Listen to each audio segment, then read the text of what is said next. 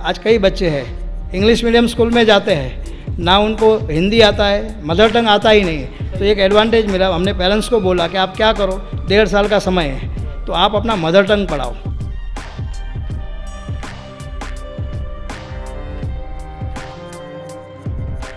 Definitely पहले जैसे बच्चे मोबाइल पे वो गेम्स खेलते थे जिसकी वजह से बहुत सारे प्रॉब्लम्स होते थे, तो अभी थोड़ा ये ऑनलाइन लेक्चर्स हो रहे हैं ना, तो उसमें इन्वॉल्व हो गए। तो ऑनलाइन का एक प्लस पॉइंट है, एडवांटेज है।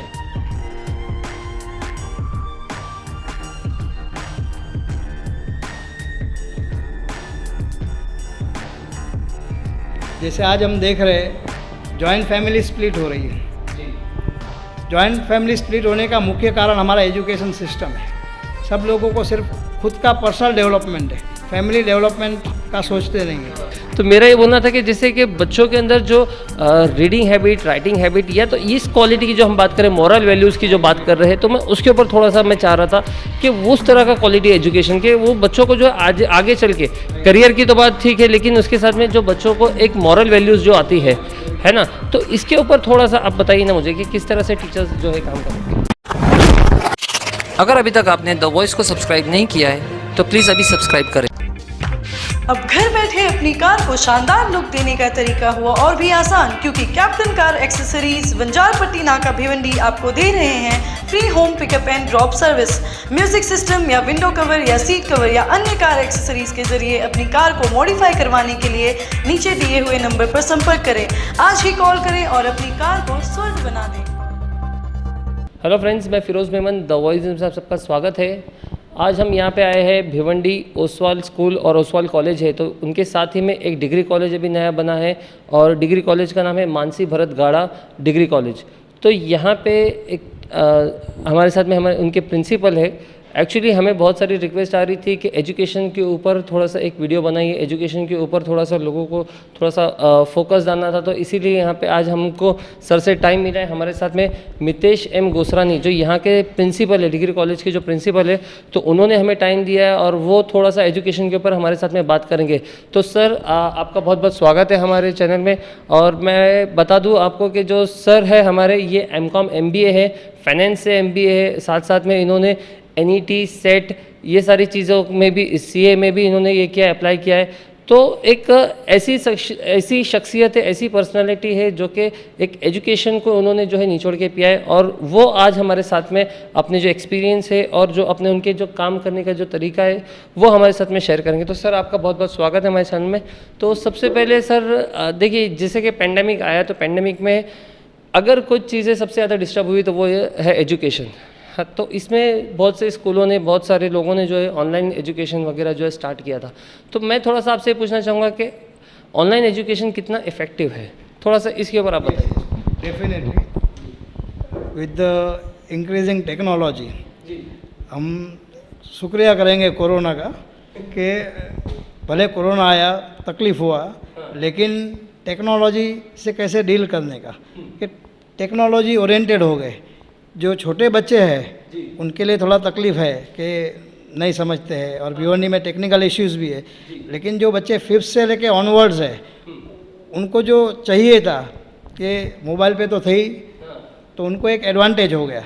तो जो 5th से लेके अपर बच्चे हैं तो उनके लिए तो डेफिनेटली एडवांटेजेस है, और फ्यूचर तो टेक्नोलॉजी का है।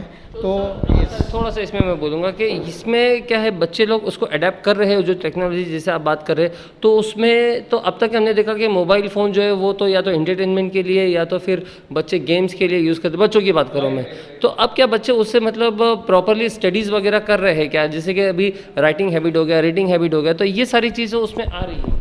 राइट, तो डेफिनेटली पहले जैसे बच्चे मोबाइल पे वो गेम्स खेलते थे जिसकी वजह से बहुत सारे प्रॉब्लम्स होते थे, तो अभी थोड़ा ये ऑनलाइन लेक्चर्स हो रहे हैं ना, तो उसमें इन्वॉल्व हो गए। तो ऑनलाइन का एक प्लस पॉइंट है, एडवांटेज है कि वहाँ से ध्यान भटक के एजुकेशन की तरफ आया, और फ्यूचर तो ऑनलाइन ही है। ऑनलाइन की वजह से क्या होगा, वर्ल्ड का एजुकेशन हमारे घर तक आएगा, तो ये एक सबसे बड़ा प्लस पॉइंट है। यस। तो सर यहाँ पे एक मैं यहाँ पे पूछना चाहूँगा कि जो ऑनलाइन ट्रेनिंग हो गया, ऑनलाइन एजुकेशन हो गया, तो ये कौन से एज से जो है, अभी तो आपने बताया कि 5th स्टैंडर्ड एंड अबव, लेकिन फिर भी कि कौन सी एज से मैं एक स्पेसिफिकली आपसे पूछना चाहूँगा कि उनको फ़ायदा दे रहा है? जैसे कि अभी जूनियर सीनियर के बच्चे क्या ऑनलाइन ले पा रहे हैं, या प्राइमरी के बच्चे तो ऑनलाइन ले पा रहे हैं, या तो फिर कॉलेज के बच्चे उनको ही फ़ायदा हो रहा है? बहुत अच्छा क्वेश्चन है आपका। छोटे बच्चे एडवांटेज नहीं ले पा रहे, लेकिन उनके जो पेरेंट्स हैं वो साथ में बैठते हैं, तो वो बेनिफिट ले रहे। बच्चों को समझे ना समझे, लेकिन वो भी टेक्नोलॉजी में आ रहे। जो पेरेंट्स अब तक मतलब लैपटॉप नहीं चलाना जानते थे, बच्चों के कारण वो इन्वॉल्व हो गए, और वो बच्चों को थोड़ा, देखो मेरिट्स है तो डीमेरिट्स भी है। तो छोटे बच्चों को तकलीफ तो है, कम्युनिकेशन प्रॉपर नहीं होता है या फीडबैक प्रॉपर नहीं होता है, तो लेकिन पेरेंट्स के पार्टिसिपेशन के वजह से छोटे बच्चों का भी ऑनलाइन इफेक्टिव है। अच्छा, इसका मतलब आपका बोलने का मतलब है कि पेरेंट्स खुद एजुकेट हो रहे हैं इससे, और फिर वो बच्चों को सिखा रहे हैं। जी जी, बहुत ये तो बहुत बड़ी बात है, सही बात है। ये जो आपका जो सोचना है सर, बहुत बड़ी बात है। इसमें सर आपका जो इंस्टीट्यूट है, तो इसमें ऑनलाइन के लिए आप लोगों ने क्या कुछ एक एक्स्ट्रा ये कुछ किया है क्या? मतलब एडिशनल कुछ, मतलब सभी तो जो है व्हाट्सअप के ऊपर वीडियो कॉलिंग करके चल रहा है, आप लोगों ने कुछ एक्स्ट्रा एफर्ट्स इसके अंदर डाले हैं क्या? यस, हमारे इंस्टीट्यूट में सभी टीचर्स कंपलसरी यहाँ पे आ रहे हैं, और हमारा कोरोना के आने के पहले स्कूल में और डिग्री कॉलेज में आईटी लैब है, तो वो एक हमारे लिए एडवांटेजेस हो गया।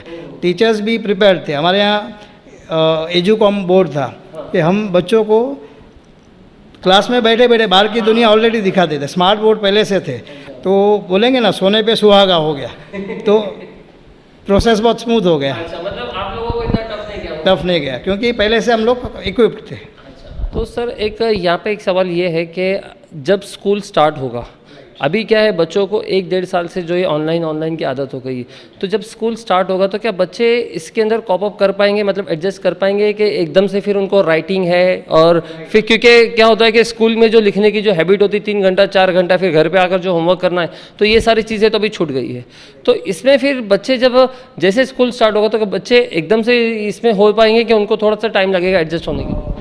टीचर्स के लिए बहुत चैलेंज है, क्योंकि एक तो थोड़े लेज़ी हो गए होंगे, स्कूल आना नहीं चाहेंगे, तो चैलेंजेस है। लेकिन कैसा है, टीचर्स को भी हमें ट्रेन करना पड़ेगा कि भाई आपको कॉन्सेप्चुअलाइज टीचिंग में जाना है, यानी करंट का आपको पढ़ाना है, पास का जो मिस हुआ है उसके बेस पर, उसको बेस को पक्का मजबूत करके करंट सिचुएशन में पढ़ाना है, और फ्यूचर ओरिएंटेड पढ़ाना है। और दूसरा एक, जैसे आपने बोला घर पे बैठे थे, तो हम लोगों ने मतलब एज क्या बोलेंगे एक्सपर्ट्स, तो हमने कई लोगों को एडवाइस दिया घर पे बच्चों को। जैसे आज कई बच्चे हैं इंग्लिश मीडियम स्कूल में जाते हैं, ना उनको हिंदी आता है, मदर टंग आता ही नहीं है, तो एक एडवांटेज मिला। हमने पेरेंट्स को बोला कि आप क्या करो, 1.5 साल का समय है, तो आप अपना मदर टंग पढ़ाओ, जो भी जैसे गुजराती है, हिंदी है, कन्नड़ है। तो एक हमने तो जो काम किया है कि उसके वजह से बेनिफिट ये हुआ कि इंग्लिश के अलावा उन्होंने अपना मदर टंग सिखाई है 1.5 साल में। यस यस यस, नहीं तो क्या होता था, इंग्लिश के अलावा उनके मदर टंग वो बोल पाते थे, लिखना नहीं जानते थे, but because of the expertise of and guidance of many teachers, तो पेरेंट्स ने एक अपॉर्चुनिटी निकाला कि अभी हम हमारा मदर टंग भी उनको दे सकते हैं। बहुत अच्छी बात है, ये तो मतलब वाकई में अच्छी है।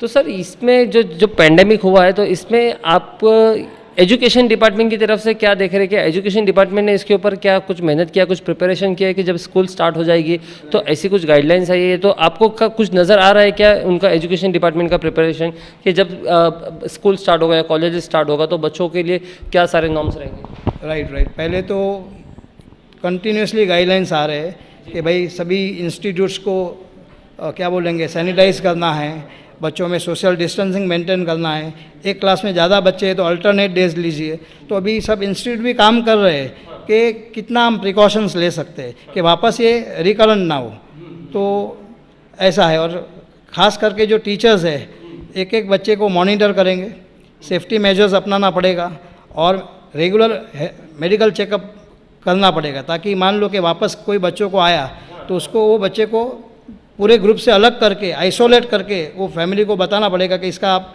केयर लो, ताकि ये कम्युनिटी में स्प्रेड ना हो। सर एक थोड़ा सा यहाँ पे ना हम लोग क्वालिटी एजुकेशन के बारे में पूछेंगे कि क्वालिटी एजुकेशन जो है किस हद तक है, क्योंकि अभी हम लोग देख रहे हैं जो एजुकेशन की जो स्थिति है भिवंडी के अंदर भी अगर हम बात करेंगे तो जो क्वालिटी एजुकेशन है वो बहुत कम स्कूलों में मिल रहा है। और कहीं ना कहीं ये देखा जा रहा है कि जो बच्चों को जिस तरह का एजुकेशन जो उनको फ्यूचर में काम आने वाला है या तो फिर हाँ तो करियर गाइडेंस में जो उनको काम आएगा तो वो सारी चीज़ें जो है ना भिवंडी के अंदर है ना उस सदर का उस लेवल का एजुकेशन नहीं मिल रहा। तो इसके लिए आपके टीचर्स क्या करें और आपके स्कूल्स क्या कुछ कर रही मतलब क्वालिटी एजुकेशन मतलब एजुकेशन के लेवल को ऊपर करने के लिए? Very good question. यही साल हमारे कॉलेज में 5 न्यू कोर्सेज आ रहे हैं। BBI bachelor of banking insurance, BMS bachelor of management studies and even हमारे यहाँ 12 साइंस था, फिर आगे क्वेश्चन मार्क था तो BSc भी आ रहा है। और BCom के बाद मास्टर्स डिग्री के लिए जैसे मैंने जब मास्टर्स डिग्री किया तो पूना जाना पड़ता था, बॉम्बे में था ही नहीं। I was the first person of BNN to start MCom in Bhiwandi और अब ऑलरेडी MCom है और हमारा कॉलेज 3rd कॉलेज बनेगा जो MCom इन अकाउंट्स और MCom इन मैनेजमेंट लेने वाला है। तो हम मतलब इस इंटरव्यू के जरिए मैसेज मैं ये दूंगा कि all the students of Bhiwandi at least एक बार आप आओ, हमारा इंफ्रास्ट्रक्चर देखो, हमारा क्वालिटी देखो और इस फील्ड में आगे बढ़ो। सर थोड़ा सा है ना मैं या तो मेरा क्वेश्चन सही से नहीं था या तो फिर आप मेरे नहीं समझ पाए। तो मेरा ये बोलना था कि जैसे कि बच्चों के अंदर जो रीडिंग हैबिट, राइटिंग हैबिट या तो इस क्वालिटी की जो हम बात करें मॉरल वैल्यूज़ की जो बात कर रहे हैं तो मैं उसके ऊपर थोड़ा सा मैं चाह रहा था कि उस तरह का क्वालिटी एजुकेशन के वो बच्चों को जो आज आगे चल के करियर की तो बात ठीक है लेकिन उसके साथ में जो बच्चों को एक मॉरल वैल्यूज़ जो आती है ना, तो इसके ऊपर थोड़ा सा आप बताइए ना मुझे कि किस तरह से टीचर्स जो है काम करना चाहिए।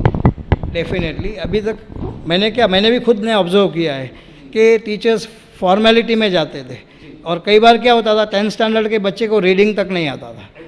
तो टीचर्स के लिए ख़ास मैसेज है कि आप फॉर्मेलिटी में मत जाओ, 2 सम्स कम होएगा तो चलेगा, 1 सम कराओ लेकिन 1 सम ऐसा कराओ कि वो उसका उंगली पकड़ के आगे बढ़े।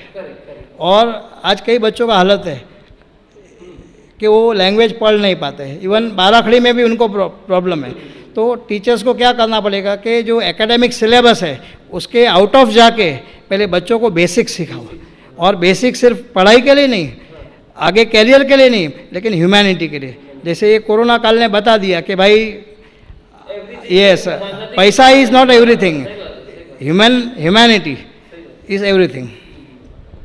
सर एक टीचर जैसे अभी आपने बताया कि ह्यूमैनिटी जो है बच्चों के अंदर टीचर्स का ही ड्यूटी डालने के लिए, तो इसके साथ साथ में एक टीचर्स से आप क्या एक्सपेक्ट करते हैं कि वो सोसाइटी को क्या कंट्रीब्यूट करे, मतलब उसका कंट्रीब्यूशन क्या होना चाहिए टीचर का सोसाइटी के लिए? Very good question. और जैसे आज हम देख रहे हैं जॉइंट फैमिली स्प्लिट हो रही है जी। जॉइंट फैमिली स्प्लिट होने का मुख्य कारण हमारा एजुकेशन सिस्टम है।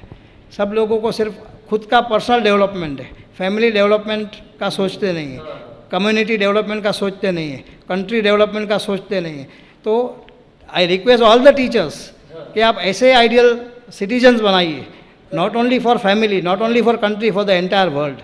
कि आज विश्व, हम बोलते हैं ना ग्लोबलाइजेशन होना चाहिए कि हमारी आइडियाज़, हमारे विचार पूरे विश्व में जाने चाहिए। हमारे हिंदुस्तान में जॉइंट फैमिली सिस्टम था, दादा दादी को संभालते थे।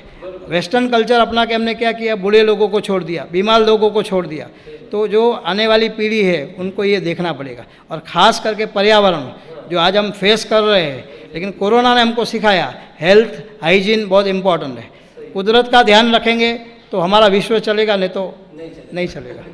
ठीक सर, बहुत अच्छा बताया आपने, मतलब मैंने तो एक्सपेक्ट ही नहीं किया था कि इस तरह का आंसर आप मुझे देंगे वाकई में। तो थोड़ा सा एक लास्ट के अभी आप हमारे जो ऑडियंस है, जो स्टूडेंट्स हैं, उनके लिए आप क्या मैसेज देना चाहेंगे आपकी तरफ से? पहले तो जितने कोरोना में एक्सपायर हो गए, हम उनको इस इंटरव्यू के जरिए श्रद्धांजलि देंगे, उनके परिवार को हिम्मत रखने की हौसला अफजाई करेंगे। और जो केयर आपने कोरोना में लिया कि भाई घर का खाना, जो व्यसन होते हैं दारू सिगरेट, तो ये आपको छोड़ना पड़ेगा अगर ज़्यादा दिन दुनिया को टिकाना है। और पैसे की वैल्यू समझ में आई इस कोरोना काल में। और एक ख़ास मैसेज उनके लिए कि जिन्होंने इंसानियत का नहीं सोचा, सिर्फ पैसा बनाने का सोचा, तो प्लीज़ पैसा तो आएगा इंसान होगा तो आपको पूरे विश्व के इंसानियत के लिए काम करना है और जो भी आपकी बुरी आदतें हैं छोड़नी है। आपको खास करके ईटिंग हैबिट्स, खाने पीने का ध्यान रखना है और जो भी बुरे व्यसन है वो आपको छोड़ने हैं। तभी बोलते हैं ना मेक इन इंडिया, तो हम पूरे इंडिया को अच्छा हेवन स्वर्ग जैसा बना सकेंगे। घर अच्छा होगा तो ऑटोमेटिकली सब कुछ अच्छा होगा। Thank you sir. तो दोस्तों ये थे हमारे मितेश गुसरानी सर, प्रिंसिपल थे यहाँ के कॉलेज के, मानसी भरत गाड़ा कॉलेज के प्रिंसिपल थे। और मैं स्टार्टिंग में थोड़ा सा मेंशन करना भूल गया कि हमारे साथ में पूरी मैनेजमेंट टीम भी बैठी हुई है उनकी, और हम उनकी भी बहुत शुक्रगुजार है कि उन्होंने जो है इसके लिए हमको अलाउ किया, हमको अपॉर्चुनिटी दी कि हम सर से थोड़ा सा बात कर सके। तो दोस्तों हमारे साथ में कॉलेज के प्रेसिडेंट भरत शाह भाई है, तो वो थोड़ा सा अपने विचार यहाँ पे व्यक्त करेंगे। थोड़ा बोलिए भरत भाई। बस मैं ये कहना चाहूँगा, आपने जो प्रिंसिपल से पूछा था कि स्टूडेंट्स के लिए आगे क्या आपकी विचार है। मेरे विचार ये हैं कि स्टूडेंट्स को भले ही ये ऑनलाइन लेक्चर्स है, थोड़ा उसको सीरियसली लेके कुछ अच्छी तरह से स्टडीज़ करके आगे बढ़ना है और समाज को मतलब आगे अच्छे लेवल पे लेके जाना है। Thank you. तो दोस्तों देखा आपने यहाँ पे जो सर ने वाकई में जो अपने विचार रखे, बहुत ही एक वैल्यू एडेड जो है इन्होंने बात कही यहाँ पे बहुत सारी। और इसमें एक मैसेज यहाँ पे टीचर्स को भी दिया, no vacation is over, get back to work, क्योंकि जल्दी जो है स्कूल स्टार्ट होने वाले हैं। और ये मैसेज बच्चों के लिए भी है कि अभी बहुत 1.5 साल की छुट्टियाँ, हमारे को तो 2 महीने की मिलती थी, यहाँ पे इनको जो है 1.5 साल की छुट्टियाँ मिल गई। तो अब जो है स्कूल स्टार्ट होगा तो आगे इस तरह की जो स्टडीज़ होनी चाहिए कि वो एक एग्जाम्पल सेट हो जाए आने वाली पीढ़ी के लिए। तो दोस्तों इसी के साथ आज हमारा इस वीडियो को ख़त्म करते हैं। मैं Firoz Memon, the Voice News में। Thank you.